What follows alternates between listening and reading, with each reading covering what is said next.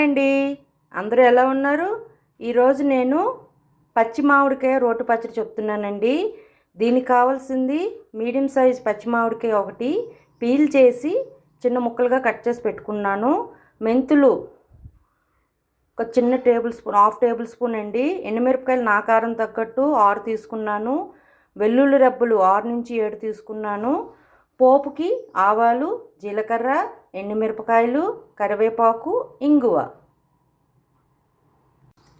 Oil సరిపడేంత, ఉప్పు తగినంత. ఇప్పుడు ఒక కడాయి తీసుకొని దాంట్లో 1 టేబుల్ స్పూన్ ఆయిల్ వేసుకున్నాను. దీనిలో మెంతులు, ఎండుమిరపకాయలు వేయించుకోవాలి, మాడకుండా చూసుకోండి. ఇవి వేగిపోయాయి. గ్యాస్ ఆఫ్ చేసుకొని ఈ ఎండుమిర్చిని, మెంతుల్ని, ఉప్పుని కలిపి మిక్సీ జార్లో గ్రైండ్ చేసుకుందాం.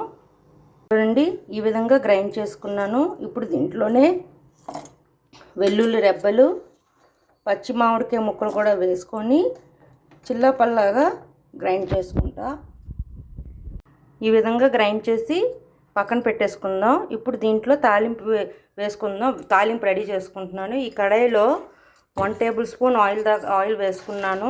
ఆవాలు, జీలకర్ర, ఎండుమిరపకాయలు, కరివేపాకు, ఇంగువ ఇవన్నీ వేగాక ఈ పచ్చని కూడా దీంట్లో వేసేసి ఒక 2 మినిట్స్ మిక్స్ చేసుకున్న తర్వాత ఆఫ్ చేసుకొని సర్వ్ చేసుకోవడమే. ఇది వేడి వేడి అన్నంలో నెయ్యి వేసుకొని తింటే సూపర్ టేస్ట్గా ఉంటుందండి. తాలింపు వేగిపోయింది. ఇప్పుడు మనం గ్రైండ్ చేసి పెట్టుకున్న పచ్చడిని దీంట్లో వేద్దాం. ఇది రోట్లో వేసుకొని దంచుకుంటే ఇంకా టేస్ట్ ఉంటుందండి. ఈ పచ్చడి దీంట్లో వేసుకొని ఒక 2 మినిట్స్ ఇలా వేయించుకున్నాను. ఇప్పుడు దీన్ని గ్యాస్ ఆఫ్ చేసి వేడి వేడి అన్నంతో సర్వ్ చేసుకుంటే చాలా బాగుంటుందండి. అంతేనండి, మామిడికాయ రోటి పచ్చడి రెడీ. మీకు నచ్చినట్లయితే like, share and subscribe it. Bye.